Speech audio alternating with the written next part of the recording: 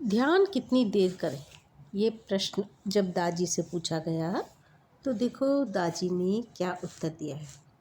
नमस्कार साथियों, आज हम ध्यान कितनी देर कर सकते हैं उस पर बात करते हैं। हार्टफुलनेस ध्यान आरंभ करने से पहले मैं एक बार में ठीक 20 मिनट ध्यान किया करता था। ऐसा जोशुआ पोलाक दादी से बोलते हैं।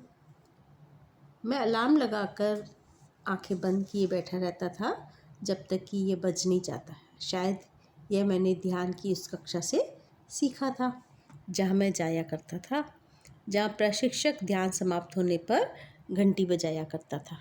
जब मैंने हार्टफुलनेस ध्यान करना शुरू किया तो 20 मिनट के लिए अलार्म लगा देने की आदत को जारी रखा, लेकिन इस आदत ने जल्द ही मुझे परेशान करना शुरू कर दिया, क्योंकि यह तब बज जाया करता था जब मैं ध्यान में डूबा होता था।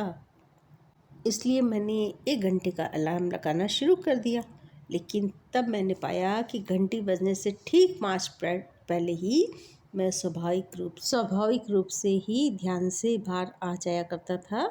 जल्द ही मुझे ऐसे लगा कि अलार्म मेरी प्रक्रिया में केवल बाधा ही डाल रही है, और फिर मैंने इसका कभी इस्तेमाल नहीं किया। मैंने दादी को इन आरंभिक अनुभव के बारे में बताया तो बोले, हाँ, पहले ही कोई समय सीमा निर्धारण कर लेना बहुत बनावटी होता है। असल में ध्यान में हमें कोई एजेंडा निर्धारित नहीं करना चाहिए, हमें कोई शर्त नहीं लगानी चाहिए। हमें तो विस्मय और अज्ञानता की हालत में स्वयं को खुला रखना चाहिए। कभी कभी हम सोच सकते हैं कि मुझे काम पर जल्दी जाना है, इसलिए मैं बस 15 मिनट ही ध्यान करूँगा। देने वाला आपकी समयबद्धता भली भांति जानता है। शायद वह आपका ध्यान 30 सेकंड में ही समाप्त करवा दे, लेकिन आप हैं कि उन्हें 15 मिनट के पीछे पड़े हुए। तो जोशुआ पोलाक ने पूछा, लेकिन इस मामले में देने वाले से ज़्यादा उदार तो मैं हूँ, क्योंकि केवल उन्हें तो 30 सेकंड चाहिए, लेकिन मैं उन्हें 15 मिनट दे रहा हूँ।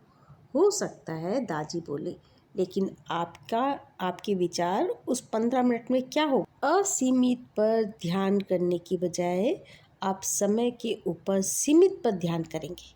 आप हर समय इस बात के प्रति जागरूक रहेंगे कि कुछ ही मिनट में आपको खड़े हो जाना है। आप ध्यान की मात्रा पर ध्यान कर रहे होंगे, गुणवत्ता पर नहीं। अगर कोई गुणवत्ता नहीं है तो क्या मात्रा किसी काम की होगी? तो जोशुआ पोलाक ने कहा, कभी कभी मैं